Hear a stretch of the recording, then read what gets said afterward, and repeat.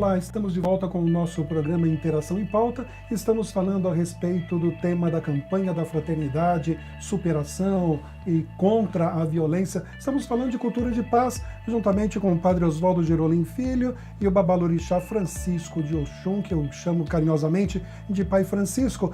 E no bloco anterior nós estávamos falando a respeito desta cultura africana. Existe uma outra cultura também, Padre Oswaldo, que é a cultura da violência. Essa cultura da violência, ela é muitas vezes incentivada através da grande mídia, através da televisão, das novelas, dos filmes, dos cinemas.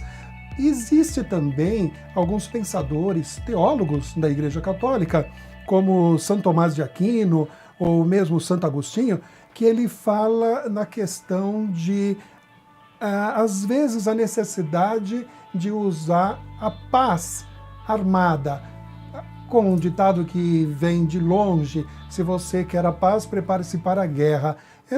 O que o senhor vê, de que forma o senhor vê esse contexto? Eu me lembro agora das palavras de Jesus, né? Eu vim trazer a paz. Ao mesmo tempo ele fala a espada, vim dividir e separar. Então eu acho que nós temos uma situação bastante complicada. Muitas vezes quando a gente fala, entende paz, entende uma situação material tranquila, serena, entende-se não termos conflitos, entende-se fazer de conta que não viu, né? Mas a gente vê na verdade uma cultura que rende, que dá dinheiro, né? Isso é o que move, infelizmente. Né? Os meios de comunicação, se não tivermos, estamos no estúdio, se não tiver dinheiro para manter isso daqui, ele vai fechar. Né? Infelizmente, há muitos grupos que entram nessa situação. Estamos vendo a situação dos Estados Unidos, né? A Associação do Rifle, que coloca isso tanto para os democratas quanto para os republicanos, todos eles são financiados pela bala. Nós temos no nosso Congresso o grupo da bala. Né? Então, quer dizer, é uma situação cultural, está instalada. Se a gente quiser vender um filme, se ele não tiver muita explosão, muito sangue, muita morte, não vende. Né? Então, infelizmente, isso está acontecendo, entra nas escolas, né? Entra no coração dos nossos jovens, entra em todos os lugares da nossa sociedade, do nosso convívio. E tem gente que realmente acredita que tem que exterminar, que tem que matar, ou matar bandido, ou fazer isso, ou tem que matar pobre, tem que não sei o quê. Né? Isso está dentro. Eu me lembro de uma família que, quando saía com os filhos, eles faziam um caminho diferente para não ver favela. Né? Outros que não querem simplesmente que os filhos sejam preparados para a vida. E a vida é conflito, a gente amadurece. Por isso eu acho, verdadeiramente Jesus traz uma reflexão profunda sobre a paz. Mas o que é essa paz? Quando ela é simplesmente material, ela é interesse de toda sorte e isso é dinheiro. Se é uma paz verdadeira, que brota de mudanças, de conversões, de corações novos, né, de espíritos novos, ideais novos, né, isso exige uma verdadeira guerra interior, né, e que muitas vezes nos leva a conflitos na sociedade. Eu não diria conflitos armados, mas eu diria que há muitos conflitos. E as vozes precisam ser levantadas, né, os direitos precisam ser defendidos. Volto a dizer, a campanha da fraternidade, os bispos trouxeram com uma sabedoria muito grande, lembrando, nós somos todos irmãos. E para viver isso, para que essa paz aconteça como irmãos, nós temos quase que uma verdadeira guerra pela frente. E dentro desses conflitos, o Pai Francisco falou dos ataques aos terreiros. No Rio de Janeiro, é quase que diário. Não se Aqui faz no outra interior, coisa. no interior de São Paulo, nós temos visto ataques, incêndios também continuamente. A Igreja Católica não é diferente. O senhor colocou, inclusive, no caso da garota Caliane, no Rio de Janeiro, que foi apedrejada o ano passado. Essas questões de violência que se espalha por todo o território brasileiro, chegou a um caos que no Rio de Janeiro nós estamos aí com intervenção federal. Eu quero saber a opinião de vocês. É contra, a favor? Como que o senhor vê isso? Pai Francisco? Acredito eu, o Estado se fez ausente por muitas décadas. O Estado se fez ausente das comunidades por muitas décadas. Não tendo mais outra cultura, mostrou a cultura belicista, a cultura da bala, de quem for mais forte que destrua o que for o mais fraco. Só que temos ali naquela sociedade, naquela comunidade, pessoas erradas. E as pessoas que não são erradas vão fazer como para passar no meio dessa bala, no meio desse tiroteio. Cada vez que vai passar um comboio do Exército, de 6 a 7 mil crianças ficam sem aula. Pais de família que não saem para trabalhar, porque se sai, não sabe se volta. Resultado. Bom, o que é que eles vão fazer agora? Vão cercar aquela gente no meio da sociedade, porque ali não tem só gente torta, repito. Tem a comunidade de que trabalha, que faz a coisa acontecer. Como é que essas pessoas vão viver? Os marginais vão continuar atirando para poder, quanto mais tiro, melhor para ele sobreviver. Tem uma coisa que pode ser feita. Possa ser que seja uma questão de tempo, o que se criou em 2, 3 semanas. Mas acontece que a política não se desarma. A política está sempre armada. Bom, vamos aproveitar o ministro tal, o Jugman, para estar no ministério tal agora. O Jugman já entra, já tira o rapaz da federal. Então, quer dizer, eles estão vendo quem está lá ou deles? Uma maneira de se perpetuar no poder. Sai dali, sai daqui. O que falta, na verdade, aqueles carros todos, aqueles homens todos poderiam estar, cada um nos seus gabinetes, fazendo projetos para a comunidade e levando lá para ser discutida com a comunidade de um modo geral. É isso que eu acho. Agora, enquanto eles estiverem entrando de helicóptero, enquanto eles estiverem entrando de caminhão e com fuzil na mão, porque na verdade eles não entram. Eles pegam aqueles soldados rasos que estão em início de carreira. Bom, você vai mostrar que você é macho, vai lá. É assim, padre? O senhor vê, ou o senhor tem uma outra opinião? Eu estou triste aqui, escutando tudo isso, que é um retrato da verdade. Né? O que eu vejo assim, eu queria acreditar, queria ter esperança, né? Como foi lembrado pelo Pai Francisco. Nós temos uma cultura de apagar fogo, mas a falta já está aí, as consequências já estão aí. Né? Então faltou lazer, faltou educação, faltou respeito, faltou dignidade. Eu já morei em favela. Você conhece bem a região do Mira, Diadema. Eu morava lá em cima. Né? E muita gente famosa foi sequestrada nesse período que eu estava lá. E se fala com os jovens. Ele diz assim, mas padre, eu estou trabalhando Lava Rápido, eu ganho R$30. Fulano aqui me paga 120 para ser aviãozinho. Além de tudo, ele me dá roupa nova, tênis novo e mulheres. E se eu quiser droga, que não é bom, eu até posso. Não tem como. Então, a ausência do Estado fez com que crescesse outras forças. E hoje não adianta mais. Nós perdemos a história, nós perdemos o caminho, perdemos o time. Então, agora vem um governo simplesmente usando da maior força da canetada para poder realmente fazer uma intervenção. Né? E o que a gente sabe? Vamos ter morte, vamos ter prisão, mas nós temos corrupção aqui, corrupção ali, corrupção lá, canetada aqui, interesse político, reeleição. Nós temos um monte de coisa. Então, qual é o interesse? É o povo? É a comunidade carente? Não, o Rio de Janeiro é o postal do Brasil para o mundo. Arranhou. Então, agora a gente é obrigado a fazer alguma coisa. Né? Eu perdi aqui, eu preciso tentar ganhar ali. Qual é a preocupação? Né? A gente sabe que o Exército não está preparado para isso, a gente sabe que não tem planejamento para isso, não existe projeto para isso, tanto é que estão enrolando a gente semana atrás de semana. Então a gente sabe muito bem. Né? E como igreja, a gente está lá no meio. A gente escuta, a gente vê, a gente se entristece, a gente dá as mãos, a gente reza junto, a gente cria todos os projetos sociais. O Brasil está aí, a Igreja Católica tem projeto social no mundo inteiro, né? Porque às vezes a gente sabe que não é a nossa primeira missão, mas não tem. A campanha da fraternidade, ela nasceu para fazer campanha de dinheiro. para poder ajudar o Nordeste. Hoje se espalhou no mundo inteiro.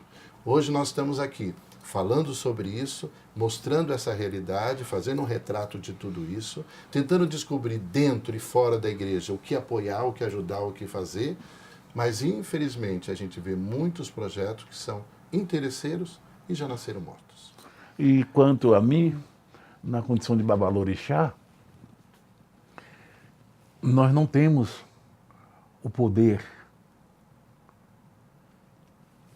Nós temos justamente essa arte, a música, as vestes, porque as pessoas se sentem muito felizes, Padre, quando elas são iniciadas, que elas recebem o pano amarrado na cabeça, que elas recebem os colares, elas criam a iniciação no culto dos orixás, cria na pessoa um novo estilo de vida. Ela sabe que vai enfrentar o preconceito, a discriminação, mas ela diz, o meu orixá está comigo. O meu orixá está comigo.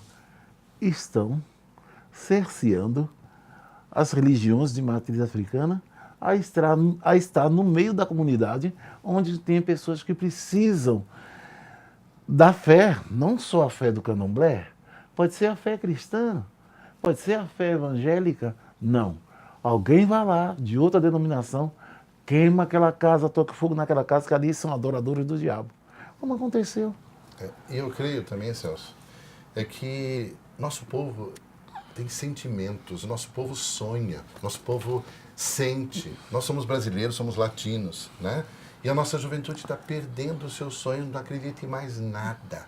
Né? Quando a gente conversa com a situação dessa extrema violência, eles dizem assim, padre, qual é o meu futuro? Eu tenho que viver agora. Tenho que viver agora.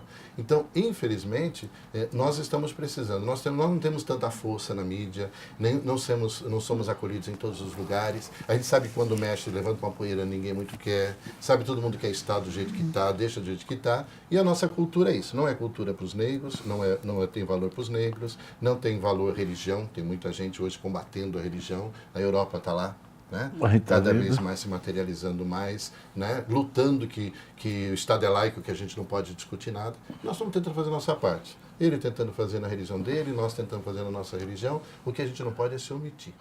Isso é importante, até por isso que nós temos esse programa, esse canal, para que o nosso público possa estar interagindo conosco e convidamos sempre pessoas importantes das demais religiões para estar discutindo esses temas comuns. Por exemplo, essa questão da corrupção. Eu gostaria de saber como que vocês entendem isso, visto que o valor do dinheiro acaba se sobrepondo sobre todas as coisas. A corrupção é um tema de violência. Começar pelo padre. Como o senhor vê isso, padre? Eu me lembro da venda, lá no interior, sou do interior, eu me lembro da venda. Quando eu via o seu Zezinho botar o dedo na balança para poder pesar mais, para ele colocar menos. A coisa já vem de longe, então, é antiga. Eu tenho 60 anos. Então, é assim, é cultural. É cultural. Todo mundo quer tirar vantagem, né? E a gente conversa isso com as pessoas, elas já começam a almejar algo mais para poder ter mais, para poder possuir mais. Porque sabe que assim, se a gente não tiver um bom carro, a gente não é respeitado.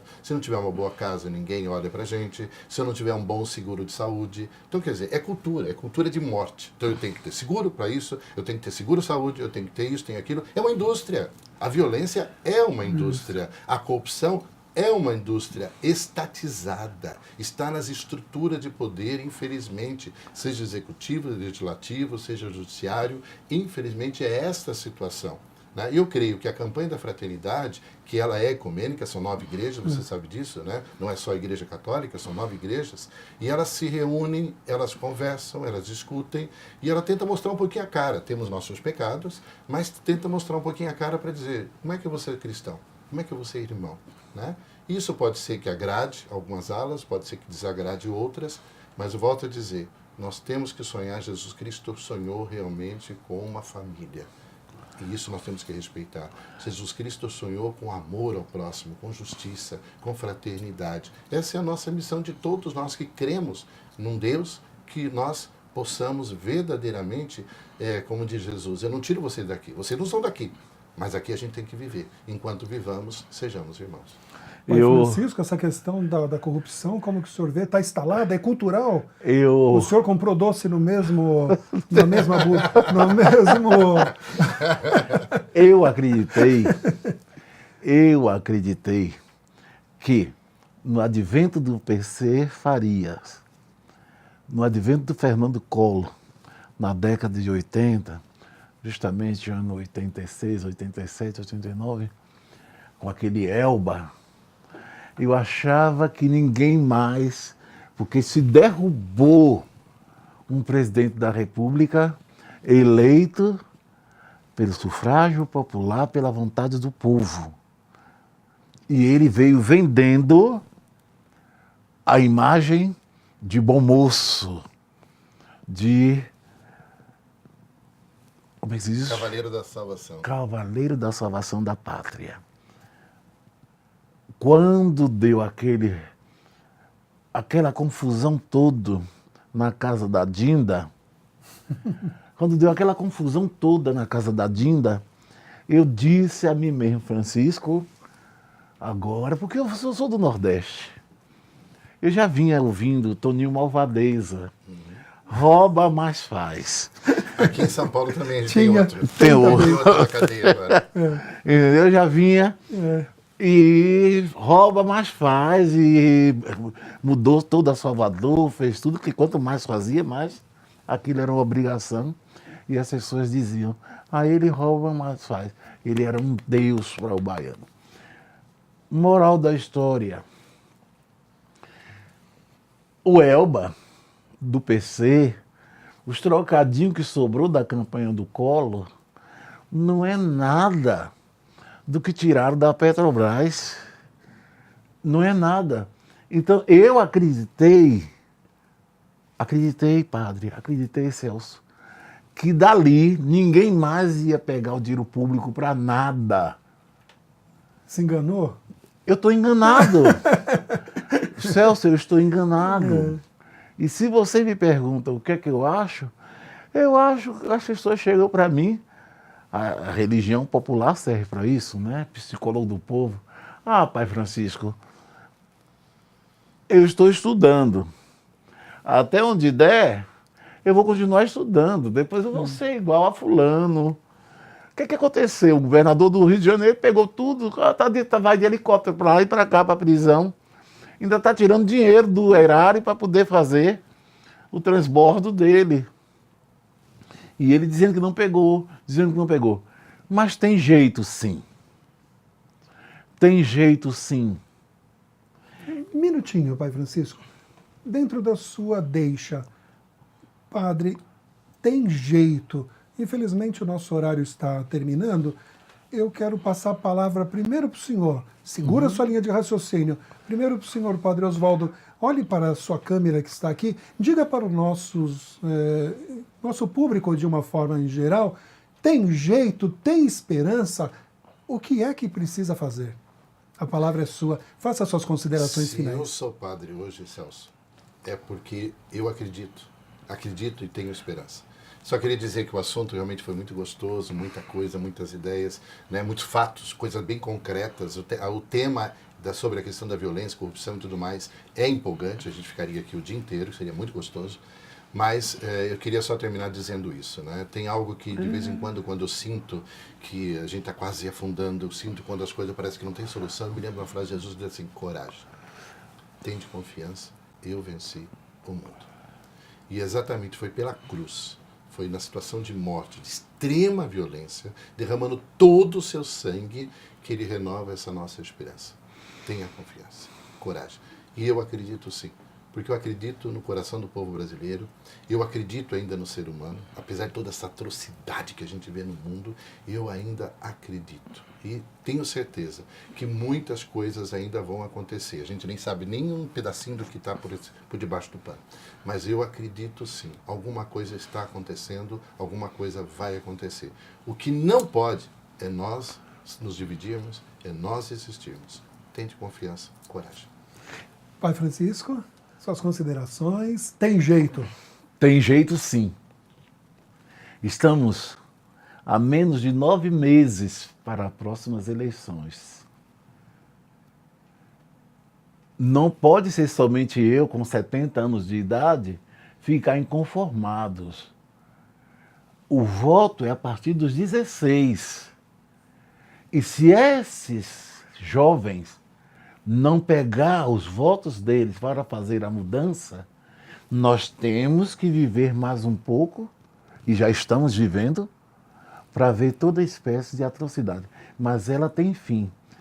Eu acredito, Celso, que programas como esse falam por si só, porque ele chega nas pessoas que estão com as ideias, porque é ideias que vai fazer mudança, não é caneta. As canetadas já foram dadas e de nada adiantou, mas as ideias, independente da religiosidade, nós temos um país para tomar conta. Nós temos uma sociedade à beira do abismo. E só nós podemos dizer ao que está aí que nós não estamos satisfeitos com isso. Eu acredito sim. Se o padre acreditou e o pai Francisco Babalorixá, Francisco de Oxum acredita, eu também acredito e agradeço imensamente a presença de vocês. Foi um programa maravilhoso, como o padre colocou. Assunto nós temos aqui para falar o dia todo. Eu já renovo o convite para voltarmos e retomar a nossa conversa em alguns programas seguintes. Mas quero agradecer a você também, que esteve conosco e compartilhou desta sabedoria desses dois sacerdotes religiosos. Se você gostou, curte o nosso programa, se inscreva no nosso canal e você pode estar interagindo. Mande suas dúvidas, sugestões através do Twitter, @InteraçãoPTB. Nós precisamos da sua participação. Até o próximo programa.